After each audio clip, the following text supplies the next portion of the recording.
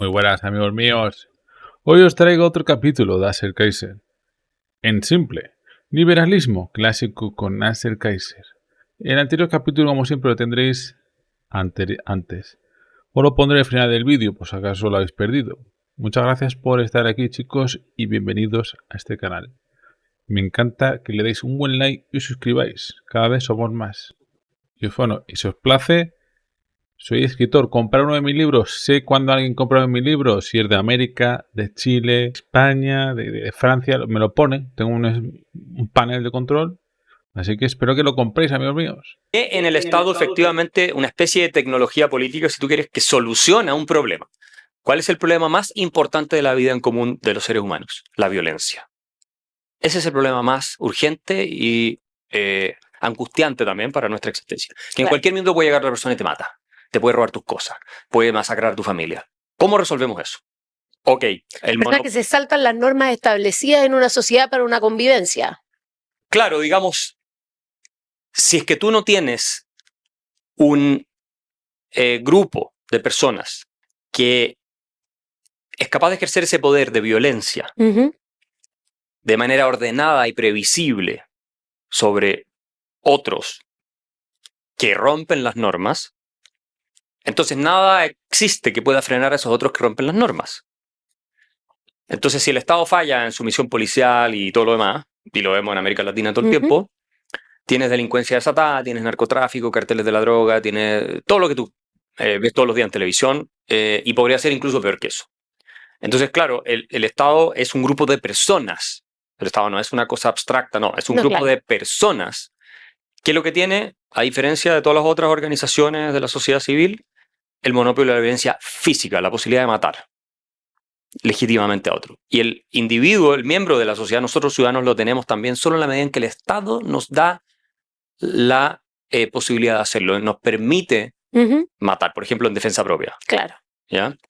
Que es un derecho, yo considero natural, porque tienes derecho a la vida, tienes derecho a defenderla, obviamente. Obvio. Entonces el Estado en realidad está más reconociendo. Pero en tanto monopolista de la violencia física, es la única entidad que en teoría está legitimada para ejercer esa violencia. Ahora, ojo, porque en los sistemas totalitarios, los nazis, los comunistas, tú tienes Estado. Entonces, no es que el Estado sea la solución así per se, no. No, claro. El Estado es la solución en la medida en que un Estado liberal, como lo planteaba Locke, en la medida en que tú tienes todo un desarrollo constitucional e institucional que limita al mismo tiempo el poder de ese Estado para no aplastar tus derechos individuales. Y eso es lo que se llama liberalismo, que es una filosofía de limitación del poder del Estado fundamentalmente. No solamente, pero no podemos entrar en eso ahora, pero fundamentalmente el Estado. Para que los que tienen las armas, los que tienen las pistolas, los rifles, los fusiles, no puedan llegar y aplastar tu derecho a la vida, a la propiedad, como pasa, por ejemplo, hoy día en Venezuela, donde tú tienes Estado, pero no tienes liberalismo, no tienes libertad. No, claro. No tienes la filosofía que limita ese poder del Estado. Finalmente también esa fuerza policial, esa fuerza física contra la violencia física está a favor del Estado, no a favor de la libertad de las personas en se ejerce para pueblos totalitarios. Se ejerce en favor de un tirano, claro. El tirano se establece para, digamos, sin reconocer límites a su poder de gestión. Es como un poco que hoy en algunos sitios viven en un estado, creo que como Europa, ¿no? Chile yo creo que no. Yo creo que no. Pero Europa yo creo que sí, ¿no? Un estado policial, ¿no? Creo que están totalmente armados todos los políticos. O sea, yo lo veo con guardaespaldas, con policías, cortan calles. Mucho más que hace años, ¿eh? Incluso cuando había terrorismo aquí en España, por lo menos. Y es imposible llegar a los políticos. Yo me alucino, ¿eh? Antes no había tanta inseguridad. O es que no hay tanta seguridad. Son ellos, ¿no? Que gastan más, yo creo, ¿no? Yo creo que antes había más locos. Locos o valientes, ¿no? Donde decían, oye, este presidente está haciendo el mal. Y llegaba uno que dice, oye, lo he perdido todo. No me voy a ir de este mundo sin, ya sabéis, ¿no? Sin hacer algo loco. O valiente. Depende de cada uno.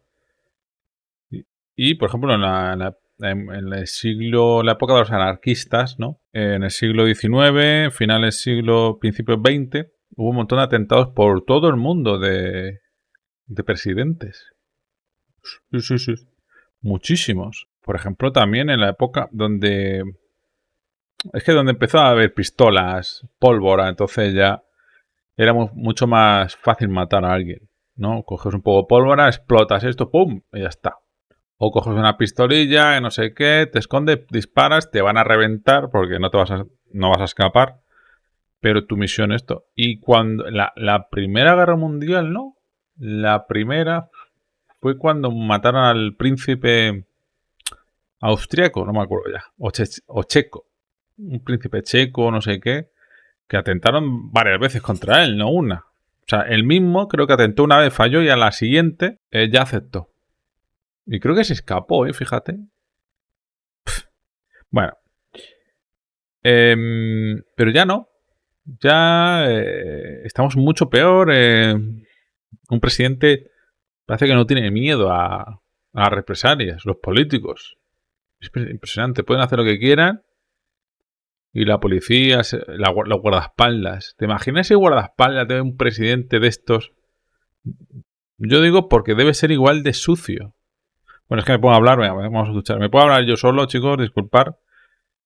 Bueno, disculpar en mi canal, ¿no? Pero no quiero que el vídeo vaya de esto. Ejercer violencia porque precisamente no puede quedar nada fuera del marco de su control. Porque en ese minuto se abren los espacios para que lo puedan desafiar y sacarlo del poder. Y esa es una de las razones por las que los tiranos de todas las épocas han intentado desarmar a la población, por ejemplo, para que nadie más tenga la capacidad de organizarse de manera armada y desafiar al poder establecido, que es uno de los principios del liberalismo clásico, que cuando tú tienes un gobierno que degenera en tiranía, porque no respeta tu derecho a la libertad y a la propiedad y todas esas cosas, tú tienes el derecho de derrocarlo por la vía violenta, de deshacerte de ese gobierno por la vía armada.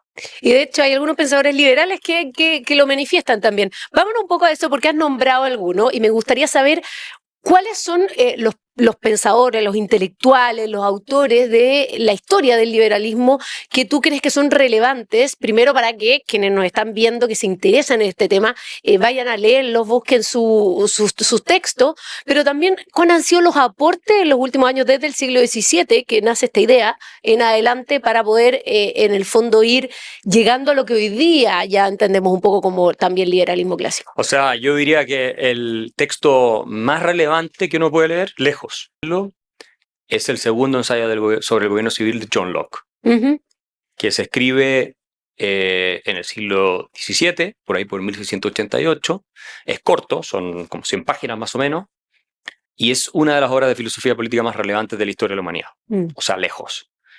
No solo porque los liberales admiramos a John Locke, sino por el impacto, la influencia que tuvo en el desarrollo de todo lo que fue Occidente. Es que puso el tema en el fondo. Sí. No es el primero en sugerir ese tipo de ideas, pero de la manera sistemática, coherente y aguda.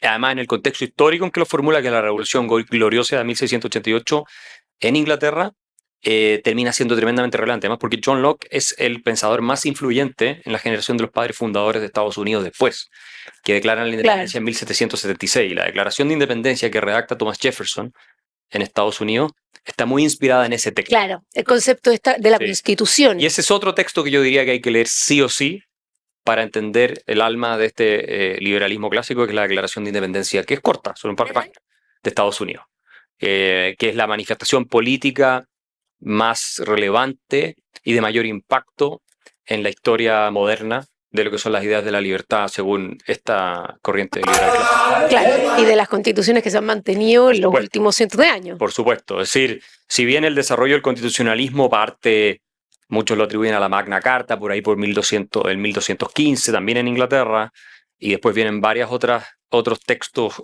constitucionales, la primera constitución propiamente tal, escrita para limitar el poder del Estado y con un Bill of Rights, una carta de derechos fundamentales, un catálogo de derechos fundamentales, es la Constitución de Estados Unidos, aunque algunos dicen había una constitución antes, la Constitución de Virginia y todo eso, y después la Revolución Francesa se inspira en parte en la Declaración de Derechos del Hombre y del Ciudadano en esos textos, pero para hacerlo en simple, digamos, la Constitución de Estados Unidos sigue esa filosofía antes que ninguna otra. En esa época Europa eran puras monarquías. Claro. El resto del mundo, olvídate, era mucho más atrasado en materia de derechos individuales. O sea, no se pueden tomar de ejemplo. Oye, pero es interesante entender esa discusión precisamente de el concepto de la Constitución como un elemento que lo que hace es ponerle límites al poder. En los últimos años, en Chile y también en el mundo, se ha dado la discusión de las constituciones, garantistas de derechos, donde hay que hacer una lista de deseos y cosas, pero entendiendo que la Constitución nace con ese objetivo. Claro, la Constitución en realidad es una expresión de la tradición intelectual y cultural, es decir, del conjunto de ideas y prácticas que existen en una sociedad que buscan limitar el poder del Estado. ¿Ya? En el caso de los Estados Unidos se redactó un documento escrito. No es que Inglaterra no tenía constitución, hasta el día de hoy no tiene una constitución escrita en Inglaterra, pero tiene una tradición constitucional Claro. que se va desarrollando a partir de la jurisprudencia, de los textos y de la doctrina jurídica, etcétera, de limitación del poder. Los norteamericanos lo que hacen es que la establecen una constitución en 1787, que es donde se pasa, se aprueba y se termina por redactar la constitución de Estados Unidos. Pero es eso, limita el poder. Lo que pasa es que los latinoamericanos la entendemos como démosle todo el poder posible a la gente que tiene el control de las armas y la escribimos en una constitución, no para limitar. Y ese es uno de los problemas que tenemos en nuestra región. Es un buen punto, pero quiero volver a la pregunta anterior porque nos quedamos con el tema constitucional, pero pasábamos por Locke, la Constitución de Estados Unidos, pero también hay otros grandes pensadores que han aportado a las ideas del liberalismo en el resto de los siglos, o sea, siglo XVIII, XIX y algunos en el siglo XX. Sí. ¿Cuáles son esos que a ti más te gustan, tú crees que son clave y cuál es el aporte particular de cada uno de ellos? Bueno, por supuesto, Adam Smith, que se entiende y se reconoce como el padre del liberalismo económico, a pesar de que había ya muchas ideas de libertad económica que se habían formulado antes por parte de la Escuela de Salamanca, incluso siglos antes, en España, que defendían el liberalismo en materia económica. Eran sobre todo sacerdotes católicos, como Juan de Mariana, por ejemplo, Tomás de Mercado y otros más, que ya formulan mucho de las ideas que están en Adam Smith, en La riqueza de las naciones, y en algunos sentidos son hasta más avanzados que Adam Smith. Lo que pasa es que Adam Smith acaba de decirlo, ya lo dije yo en un vídeo atrás, no os acordéis, al final mi canal es muy pequeño, se me ha puesto la piel de gallina, el culo tieso, las orejas en punta como un elfo. Acaba de decir la Escuela de Salamanca, bien, ya era hora que se diera cuenta la gente que en España hubo una época dorada, pero no solo de conquistas y de guerras, sino de ciencia, de ideas, de intelecto, de literatura. Joder, Cervantes, ¿no? No es mi libro favorito, la verdad, pero vaya libro escrito para la época que es, ¿no? Bueno, muchas gracias, Kaiser, por nombrar la Escuela de Salamanca, que creó ideas, ya pensó ideas mucho antes de otros ingleses o otros que se creen como los padres de todo, ¿no? No. En la Escuela de Salamanca, mucho tiempo atrás, ya tenían esos pensamientos. En la universidad. Pero claro, ¿a ti qué te enseñan? Y a mí. Que si un inglés, que si un francés... Iros a la mierda. Logra convertirse en el gran referente por su libro La riqueza de las naciones, que se publica el mismo año que la independencia de Estados Unidos, 1776. Y se convierte como en el padre de la economía moderna reconocida hoy en día, ¿no? Reconocido hoy en día. Y es una lectura obligada, uno de los pensadores que ha citado la historia. Pero por supuesto tú tienes otro tipo de pensadores como Benjamin Constant ya en el siglo XIX, sobre todo en Francia, Alexis de Tocqueville, después Lord Acton, no sé, tienes una serie de intelectuales. Francia aportó mucho, a pesar de que hoy la tradición liberal en Francia está muerta prácticamente. Pero con pensadores como Say, por ejemplo, Jean-Baptiste Say, que es uno de los economistas más preclaros de su época. Bueno, Corsel Senuil no es tan conocido, pero lo tenemos que citar porque acá en la Fundación para el Progreso se crea honrando la memoria de Corsel Senuil. Así que no, en el siglo XIX tienes un montón. John Stuart Mill, por supuesto, también muy relevante, a pesar de que él después tiene una evolución hacia el socialismo que se le atribuye a la influencia de su esposa, Harriet Taylor. Harriet, sí. Y por lo tanto a Mill hay que mirarlo con con cierto cuidado, diría yo, pero por ejemplo su ensayo sobre la libertad es buenísimo, Ujú. cuando él habla de la libertad de expresión y lo importante que es. Y por supuesto después tiene en el siglo XX varios más. Yo rescataría a Hayek. Yo creo que Friedrich Hayek, austríaco, que termina haciendo clases en Inglaterra, después Estados Unidos, después vuelve a Alemania a hacer clases. Él es el pensador liberal clásico más importante del siglo XX. Hayek. Sí, y él trata de restaurar, y lo dice, lo que fue el legado de estos intelectuales, Ujú. ¿no? Que trajeron la libertad al mundo desde el siglo XVII en adelante. Así que yo lo recomendaría a él, sobre todo su libro, 2 libros de él, Camino y Servidumbre, obviamente, que es su Obvio. más conocida obra, un bestseller, y si alguien tiene ganas de pasarse el verano cabeceándose un poco, Los Fundamentos de la Libertad, que es una joya. Es un tratado que sintetiza el pensamiento liberal clásico de manera magistral. O sea, los fundamentos de la libertad. Es realmente un libro espectacular. Después escribió mucho más, pero distintos temas. Sí, claro. Bueno, ahí tenemos lectura para rato. Oye, Sí. un poco algo que hoy día es un tema, una corriente también, que se llama los libertarios. ¿Cuál es la diferencia entre los liberales y los libertarios? Mira, hay una vasocomunicante, porque suele decirse que los libertarios, no solo los que quieren un Estado mínimo, como claramente quería Adam Smith y quería John Locke. O sea, si tú le preguntas a John Locke y a Adam Smith cuál es el rol del Estado, hoy día cualquier persona que los oyera diría que son unos extremistas, unos radicales, que lo único que quieren es lo que le llamaban este Estado vigilante, el Estado Night Watchman State, ¿no? El que simplemente mira que no pase nada y el resto no se mete, ¿ya? Y esa era una queja que empieza a existir después, en el fin del siglo XIX, todo que estos liberales lo único que quieren es que el Estado garantice derecho a propiedad, libertad y vida y nada más, y no se metan nada. Y lo que necesitamos es que se metan todo, básicamente, lo que decían los primeros progresistas. Y en ese sentido, yo te diría que la tradición liberal clásica después se proyecta en el siglo XX hacia personas como Robert Nozick, que es un profesor de Harvard, que escribe un libro muy importante, se llama Utopía, Estado y Anarquía, o Anarquía, Estado y Utopía, y él rescata esta concepción de John Locke. A ver, si tenemos derechos naturales, si tú tienes derecho a la vida y a la propiedad, ¿ya? Estamos todos de acuerdo en eso. La pregunta es ¿por qué y bajo qué circunstancias puede llegar un grupo de personas, o sea, el Estado, y quitarte tu derecho de propiedad? ¿Qué es lo que justifica y permite eso? Si de verdad estamos de acuerdo que tú tienes un derecho de propiedad sobre lo que te has ganado, ¿cuál es la justificación por la que yo violentamente puedo ir y quitarte un 10, 20, 30, 50, lo que sea por ciento de tu propiedad? Y eso tiene una línea, obviamente, que conecta con John Locke y con Adam Smith. Ahora, lo escribe Nozick en pleno siglo XX. Estos son libros de la década del 70. ¿Te fijas? Que para esa época el Estado era gigantesco comparado con lo que se imaginaron nunca los liberales clásicos. Y en parte como respuesta a la teoría de la justicia, que era otro profesor de Harvard, que abre las puertas a toda una cosa socialdemócrata. Claro. Entonces más igualitario. A él se le conoce como estos liberales igualitarios. Pero no, sí, después tienes otros como Murray Rothbard, que en realidad es lo que se conoce como narcocapitalismo, que es la idea de que el Estado tiene que desaparecer y que a todos se le van a encontrar soluciones privadas. Incluso el tema de la seguridad. Van a haber soluciones privadas. Esa teoría tiene muchas críticas, pero Rothbard es el principal, yo diría, exponente de esta teoría en Estados Unidos en el siglo XX. Después tienes David Friedman, el hijo de Milton Friedman, que también... Que lo hemos tenido acá. Lo hemos tenido invitado acá, que también es anarcocapitalista, son como los más conocidos, tal vez, de esta corriente. Pero a Milton Friedman, que era el papá de David, se le decía que era un libertario, y él mismo se denominaba libertario. Nuestra justicia. A mí esas cosas me indignan. De libertarianismo consecuencialista. Pero Friedman no proponía que había que eliminar el Estado. Claro. Él lo que decía es que el Estado tenía que cumplir, de nuevo, los mismos roles que decía Adam Smith, ¿cierto? Garantizar seguridad, propiedad y libertad.